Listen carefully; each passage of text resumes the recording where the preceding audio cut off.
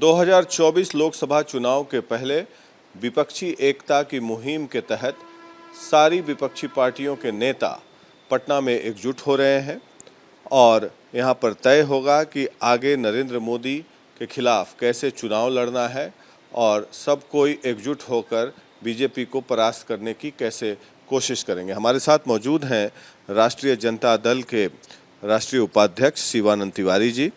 शिवानंद जी, हम कई बार आपसे बात कर चुके हैं इस मुद्दे पे। राहुल गांधी भी आ रहे हैं, बड़ी पार्टी के नेता हैं। तो अभी ममता बनर्जी आई, उन्होंने कहा कि हम लोग मीटिंग का एजेंडा रहेगा कि 1-to-1 कॉन्टेस्ट हो हर जगह पे। तो मसला साफ है कि जहां कांग्रेस पार्टी स्ट्रांग है वहां कांग्रेस पार्टी लड़े और जहां रीजनल पार्टी स्ट्रांग है वहां रीजनल पार्टीज लड़े। तो क्या आपको इसकी संभावना दिखती है? तार्किक तो यही है।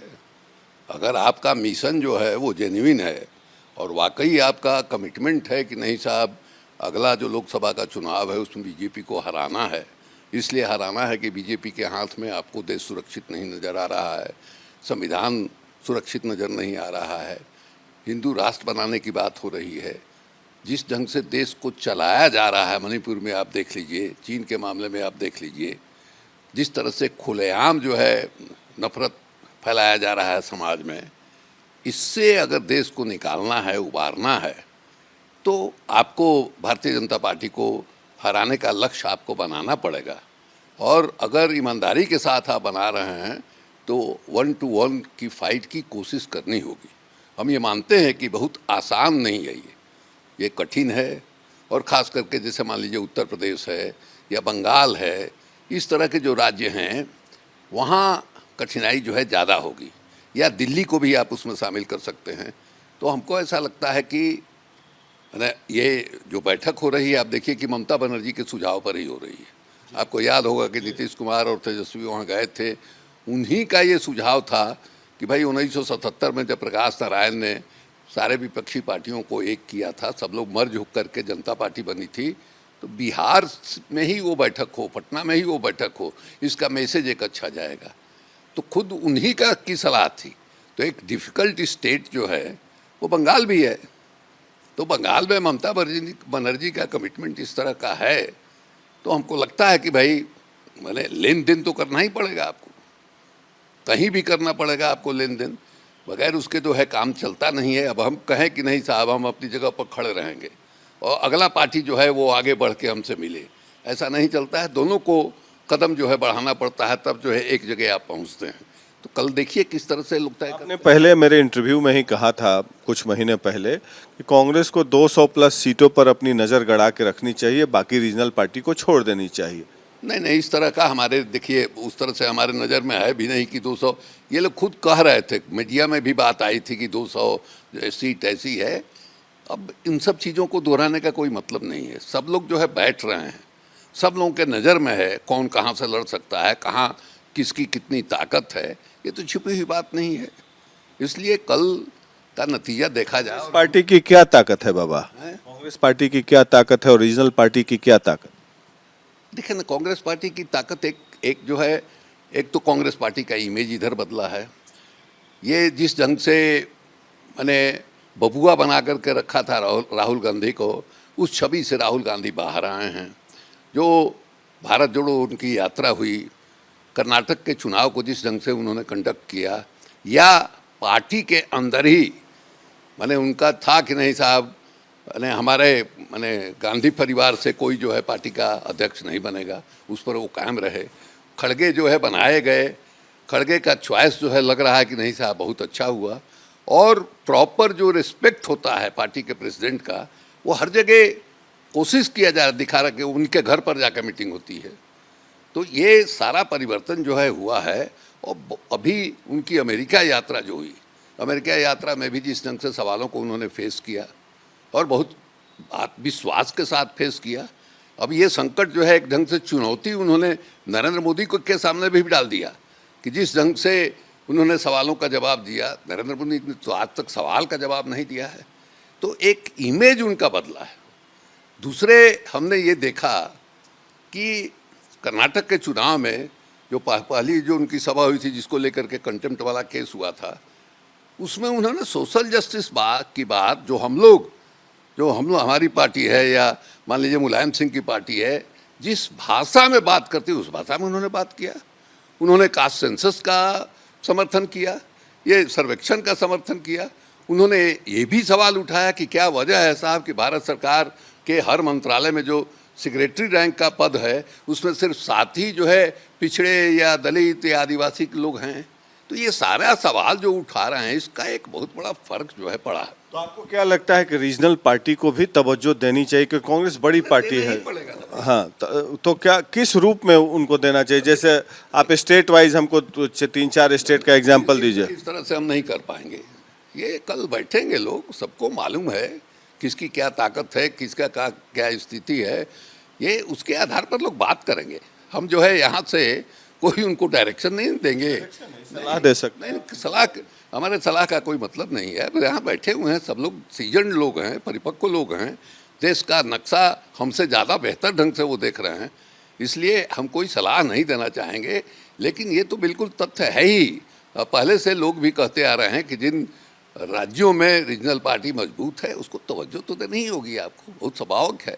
जहाँ कांग्रेस मजबूत है वहाँ रीजनल पार्टी को माने उसके ताकत को मानना पड़ेगा, कबूल करना पड़ेगा, ये भी सबके सामने है। इसलिए दोनों को, कांग्रेस पार्टी को भी और रीजनल पार्टी को भी, अगर दोनों का कमिटमेंट जो है ईमानदार है और दोनों वाकई इस बात को महसूस कर रहे हैं कि नरेंद्र मोदी के हाथ में देश सुरक्षित नहीं है, हमारा संविधान सुरक्षित नहीं है, लोकतंत्र सुरक्षित नहीं है, तो मान लीजिए किसी को कहीं स्पेस देना पड़ेगा, थोड़ा घसकना पड़ेगा, वो भी लोग करेंगे, करना पड़ता है। आपको क्या लगता है कि चुनाव में नरेंद्र मोदी एक मजबूत चेहरा हैं, और तो क्या उनके खिलाफ एक सशक्त उम्मीदवार की घोषणा पहले हो जानी चाहिए या चुनाव के बाद होनी चाहिए? अभी कोई स्टेज नहीं है, अभी कल की बैठक होने दीजिए, कल की बैठक से क्या निकल के आता है ये देखने की बात है। अभी बहुत सारा काम करना पड़ेगा। कल तो एक शुरुआत है, कल जो है कल की बैठक एक संदेश देने के लिए है कि नहीं साहब सब लोग उसकी तैयारी कर रहे हैं। उसके बाद जो है जो डिफ़िकल्ट स्टेट है, जहां लगता है अलायंस में दिक्कत है, उसके लिए कुछ लोगों को 2 आदमी 3 आदमी 4 आदमी को जवाबदेही देनी पड़ेगी, इसकी लोग घोषणा करेंगे। एक जो है माने आगे हमको कैसे काम करना है उसके बारे में आपको एक तरीका जो है बनाना पड़ेगा, उसकी घोषणा करनी पड़ेगी। हमको ऐसा लगता है कि जैसे जो सवाल हैं जो देश के सामने देश को परेशान कर रहे हैं, जैसे बेरोजगारी का सवाल है, गैर बराबरी का सवाल है, किसानों का सवाल है, ये मुद्दे ऐसे हैं जो देश को परेशान कर रहे हैं। किसानों का आंदोलन लंबे समय तक चला है, क्या 500-600 लोगों की मौत हुई है, या अभी जिस ढंग से जो माने महिला पहलवान लोग हैं उनके साथ जिस ढंग का ट्रीटमेंट हो रहा है, तो ये सब कुछ जो है दिखाई दे रहा है। इसको लेकर के आपको एक स्पष्ट नीति तो बनानी पड़ेगी। वो नीति देश के सामने, वैसा नहीं है कि एक सरकार हटे दूसरी सरकार एक आ गई और उसी ढंग से सब गाड़ी चलती रहे, तो फिर उस बदलाव का कोई मतलब नहीं रह जाता है।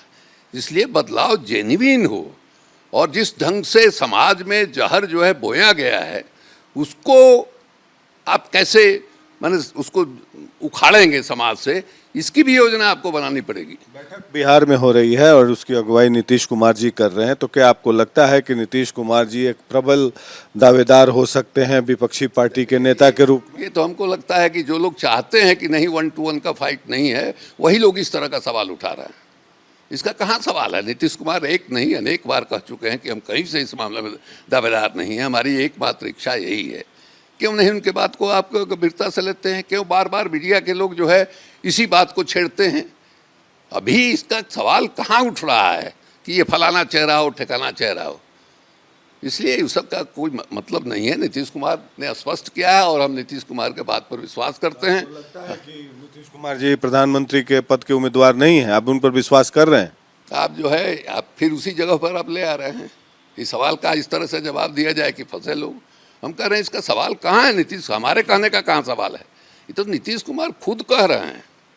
तो नीतीश कुमार को आप उन पर भरोसा नहीं करते हैं? जो कह रहे हैं उस पर कायम नहीं रहेंगे? आपका यही कहना है क्या? मैं ये नहीं कह रहा। तो हम तो जो कह रहे हैं उस पर कायम रहेंगे, हम ये मान के चल रहे हैं। कायम रहेंगे तो फिर दूसरा कोई बनेगा?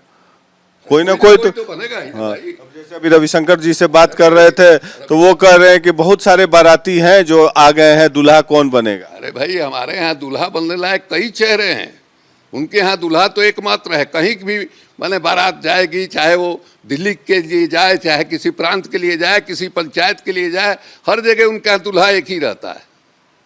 तो यहाँ तो कई लोग हैं जो दूल्हा बनने के लायक हैं, तो इसलिए ये पक्ष जो है ये तो ज़्यादा मजबूत न है भाई, ज़्यादा ऑप्शन है न इसके पास।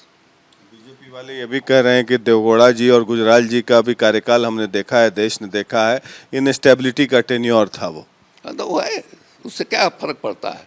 ये तो स्टेबिलिटी का इस तरह का टेन्योर है, इस तरह का मजबूत प्रधानमंत्री है कि मणिपुर में आग लगे हुए है, माने वहाँ सिविल वार हो रहा है, एक कौम दूसरे कौम को मार रही है, उनके घर को जला रही है, भारत सरकार के मंत्री के घर को जला दिया गया, और ये प्रधानमंत्री इतना मजबूत है कि उसका मुंह ही नहीं खुल रहा है। गृह मंत्री ऐसा है कि एक बार गया, अभी जो है आज खबर आई कि कल जो है ऑल पार्टी मीटिंग जो है बुलाने जा रहे हैं। इन लोगों से देश चल कहाँ रहा है। उसी तरह से चीन के मामले में लोग सवाल कर रहे हैं, मूर्खतापूर्ण ढंग से इन्होंने मैंने नोटबंदी कर दिया, उसका नतीजा आज तक देश भोग रहा है। जिस ढंग से मैंने कोरोना पीरियड में मैंने समझिए कि पूरे देश को बंद कर दिया, उसका नतीजा हम लोगों ने देखा है। तो देश को चलाने का सहूर कहाँ है इनमें एकमात्र क्वालिटी है, भाषणबाज हैं। इन्होंने सारे मीडिया को मैंने अपने कब्जे में रखा है। आप जब भी कोई चैनल खोलिए इनका चेहरा दिखाई देता है, हर विज्ञापन में हर जगह यही दिखाई दे रहे हैं। अच्छा बाबा, रीजनल पार्टी का लीडर जो प्रधानमंत्री बनेगा या कांग्रेस पार्टी का लीडर कोई प्रधानमंत्री बनेगा, वो स्टेबल गवर्नमेंट देगा या कौन देगा? स्टेबल गवर्नमेंट का क्या मतलब है? ऐसा स्टेबल गवर्नमेंट की क्या जरूरत है?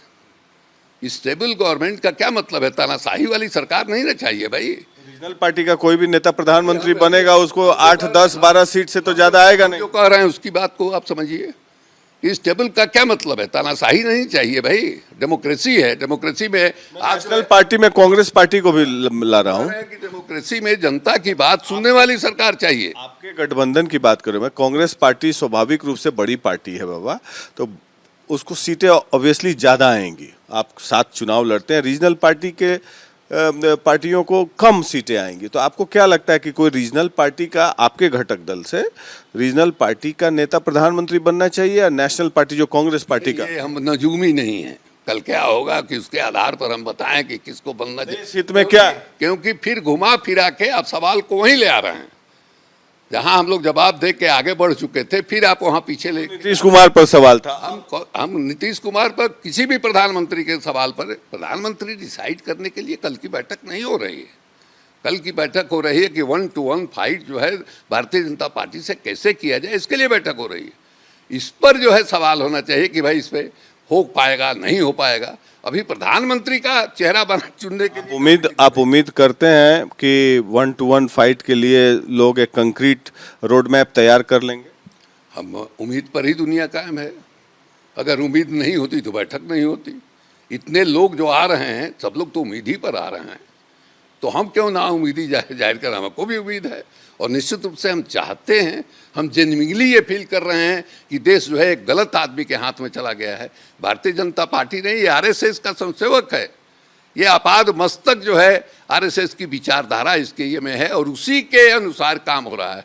देश में जो नफरत का एजेंडा है, देश में जो जिस ढंग से सब कुछ लादने की कोशिश हो रही है, भाषा लादने की, माने लोगों का रिचुअल्स लादने का, एक एक चीज़ जो है वो आरएसएस की विचारधारा के अनुसार हो रहा है। और आरएसएस की विचारधारा को लागू करके इस देश को आप एक नहीं रख सकते हैं, उसका लक्षण जो है दिखाई देने लगा है।